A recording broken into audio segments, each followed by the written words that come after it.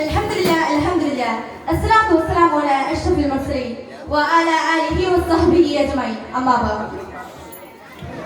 ബഹുമാനപ്പെട്ട ഉസ്താദ്മാരെ, സ്നേഹം നിറഞ്ഞ രക്ഷിതാക്കളെ, പ്രിയപ്പെട്ട കൂട്ടുകാരെ, എല്ലാവർക്കും അസ്സലാമു അലൈക്കും വറഹ്മത്തുള്ളാഹി തആല വബറകാതുഹു.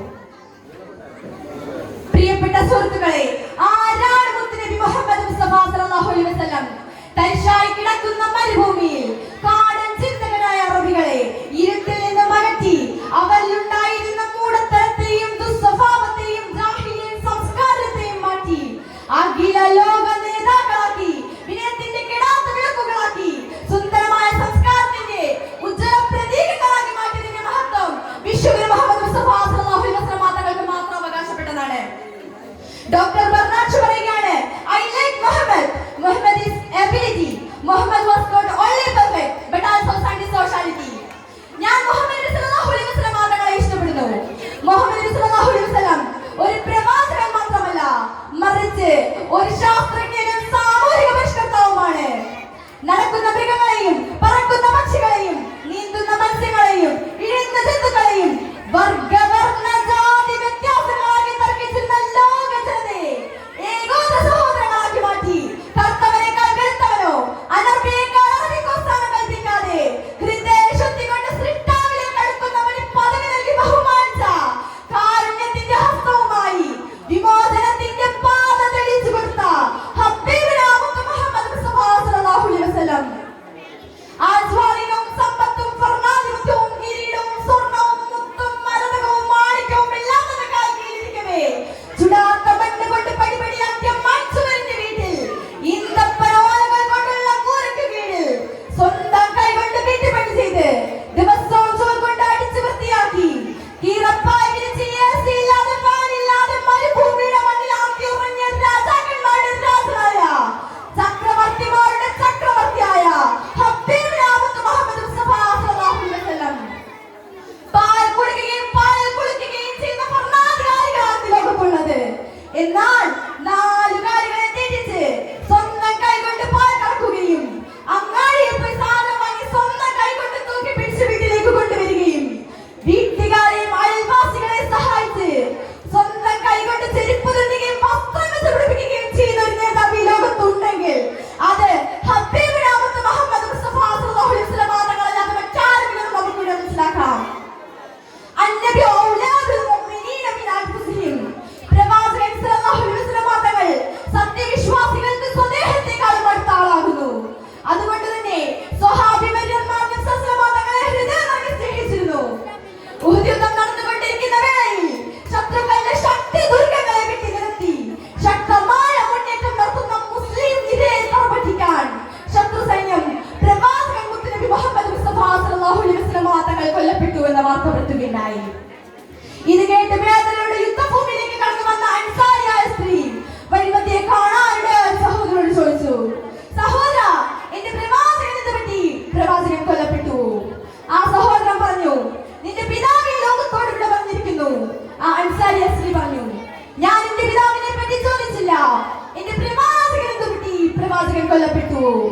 ആ സഹോദരൻ പറഞ്ഞു, നിന്റെ മകൻ ശത്രുക്കളുടെ വാളിനിരയായിരിക്കുന്നു. ആ മഹതി പ്രതികരിച്ചു, ഞാൻ എന്റെ മകനെ പറ്റി ചോദിച്ചു